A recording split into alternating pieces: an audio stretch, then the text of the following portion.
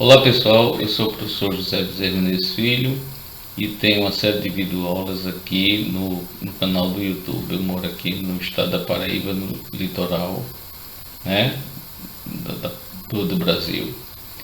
Então, nessa aula a gente vai falar sobre curvas de relé de sobrecorrente. Então, vamos colocar aqui para começar. Bom, então, os relés de sobrecorrente, eles trabalham com a curva que relaciona o tempo com a corrente de acordo com, basicamente, com quatro características, como vocês estão percebendo. A característica de curva muito inversa, a característica de curva extremamente inversa, curva inversa longa, curva inversa curta.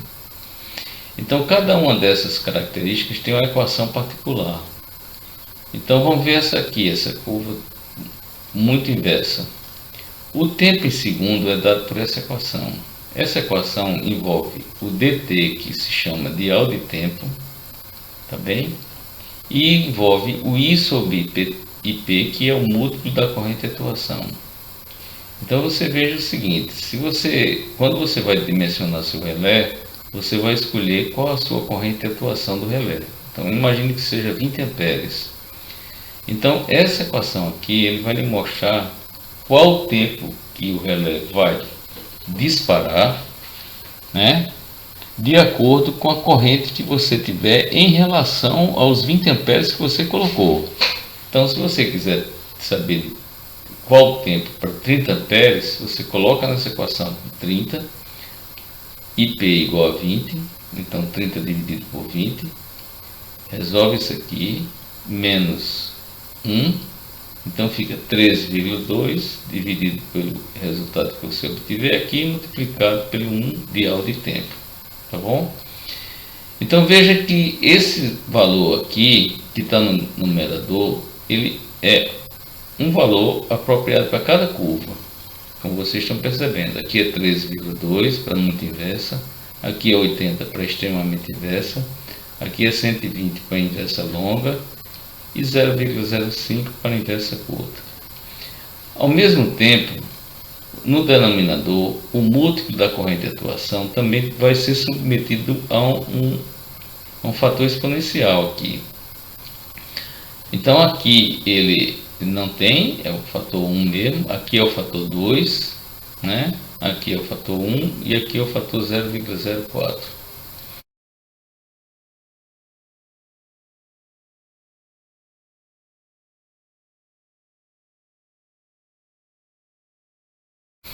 Bom, faltou falar do dial de tempo. O dial de tempo, ele é um valor que você coloca aqui e vai lhe dar a velocidade com que ele vai atuar. Então, os fabricantes geralmente consideram esse dial de tempo iniciando em 0,2 até o número 2. Então, você tem vários diais de tempo aqui, 0,2, 0,3, 0,4, sucessivamente até 2, tá bom? Então, quanto menor o dial de tempo, mais rápido o seu relé vai atuar de acordo com o múltiplo da corrente de atuação. Então, se você, vamos para esse nosso caso aqui do extremamente inverso, né? Então, o que é que vai acontecer? Se o dial de tempo for igual a 0,2, ele vai dar um tempo de atuação muito menor do que se o dial de tempo fosse igual a 2, tá bom? Então, quando você vai trabalhar com o relé, você vai ter que dimensionar qual a curva que você vai ter que escolher, se é essa, essa ou essa. E além disso, dentro da curva você vai escolher qual é o seu dial de tempo, tá bom?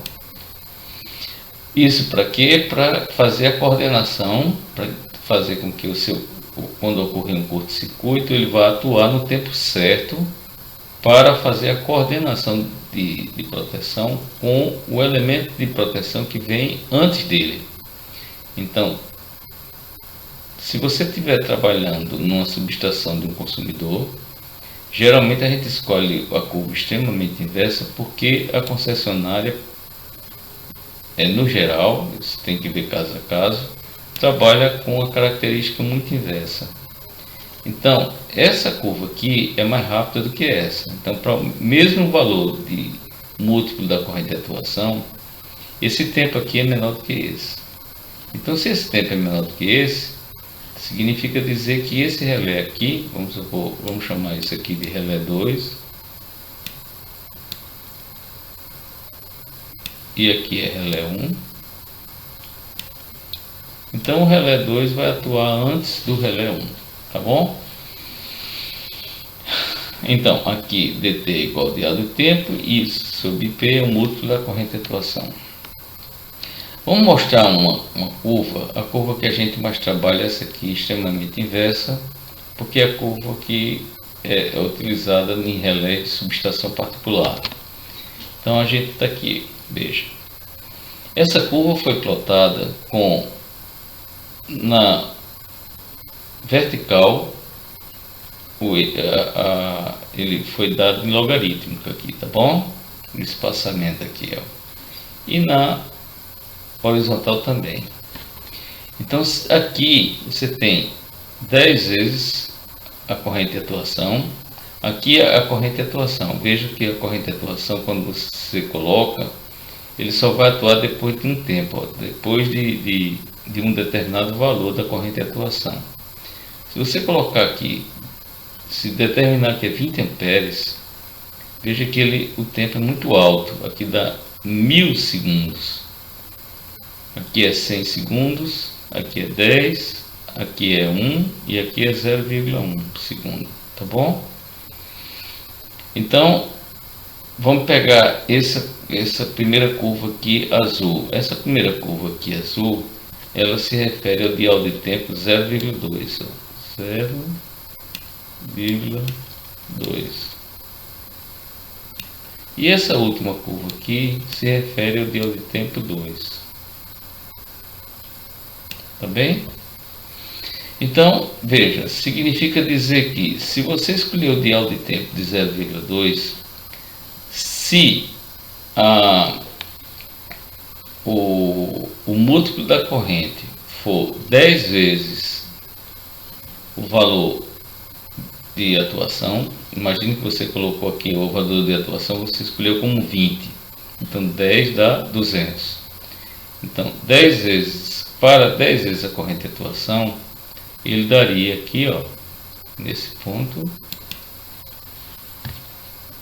fugiu, nesse ponto aqui, ó, ele está, desculpe, esse ponto aqui, ele estaria mais ou menos entre 0,1 aqui e aqui é 1, né? Então, aproximadamente aqui é 0,3 segundos, tá bom?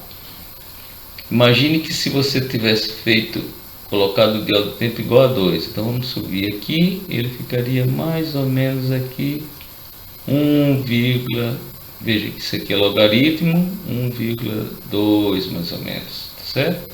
Então o dial de tempo vai dizer a você qual o tempo que você tem que atuar.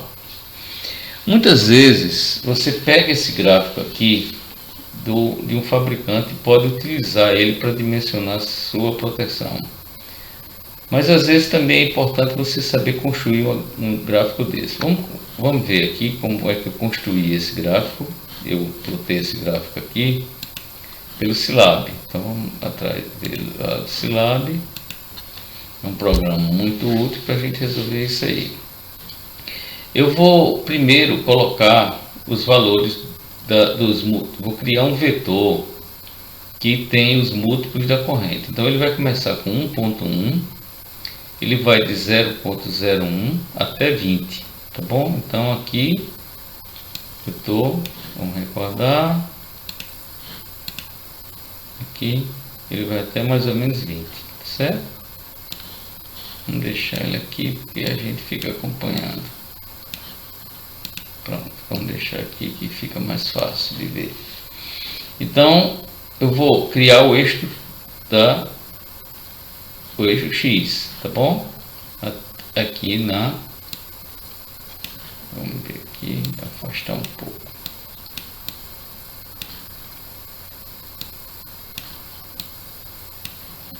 Então, o eixo, eu criei o eixo dos múltiplos da corrente e vou determinar o K, os vários K's. Eu criei um vetor chamado K, que começa com 0,2, vai até 2 no intervalo de 0,1. Aqui eu estou determinando o comprimento, essa expressão aqui, esse comando é para você determinar o comprimento de C, ó, que a gente vai utilizar esse comprimento.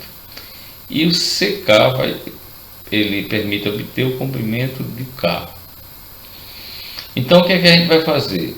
A gente vai traçar uma curva para cada K.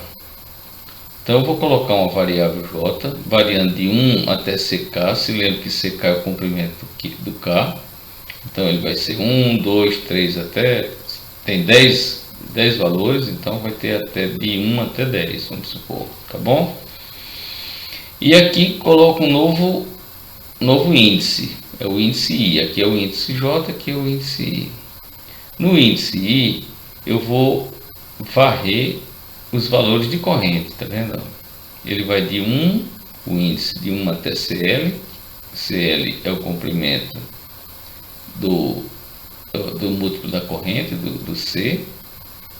E aí agora eu faço tempo extremamente inverso, aí vou formar, na verdade, como eu quero plotar tudo num gráfico só, eu estou formando uma matriz. O primeiro índice é o I, que é da corrente, e o segundo índice é o J, que é do K. Então, para cada J aqui, ele é uma curva dessa. Então, J igual a 1 é a primeira curva, J igual a 2 a segunda curva, e assim sucessivamente, tá bom? Então, para J igual a 1, vamos fixar isso aqui, J igual a 1. Então, ele vai trabalhar o tempo de atuação de acordo com a corrente. Então, vamos fixando essa azulzinha aqui, que é 0,2. Então, a cada valor de múltiplo de corrente, eu vou obter um valor de T. A cada valor, obtenho outro valor de T. A cada valor, outro valor de T. E assim sucessivamente. Então, eu monto a primeira minha. Quando eu coloco o J igual a 1 aqui, eu estou colocando o K de J, né, que é 0,2. Então, eu estou determinando essa curva. Quando termina de calcular essa curva, o J varia para 2, aí agora ele vai pegar essa outra curva e assim sucessivamente. Finalmente eu faço o plot. Plot aqui, eu posso colocar plot 2D aqui também, tanto faz. Mas tudo bem, já executou dessa forma. Então plot C, quer dizer, o múltiplo da corrente e o tempo de atuação na vertical. Dou um X-grid aqui e estabeleço o label, tá vendo? X-label é igual ao múltiplo de IP, tá aqui, múltiplo de IP, apareceu. Y de label, tempo de segundo aqui, tempo segundo, tá? Bom, mas não para aí. Se eu fizer executar isso aqui, ele não vai colocar em logaritmo aqui, nem vai colocar logaritmo aqui. Então o que é que eu faço? Quando ele aparecer a janela gráfica aqui com o sua gráfico de tempo corrente, você vem aqui em editar e vai buscar a propriedade dos eixos, certo? Vai aparecer essa janela e aí você vai ver o seguinte, olha, veja, aqui no eixo X para cá, você pode escolher, ele vem como linear. Então esse aqui, a curva não ficaria assim não, ela ficaria muito diferente, né? Veja, ó como ela ficaria, tá? Mas aí a gente opta por log, então ela vai ficar dessa forma.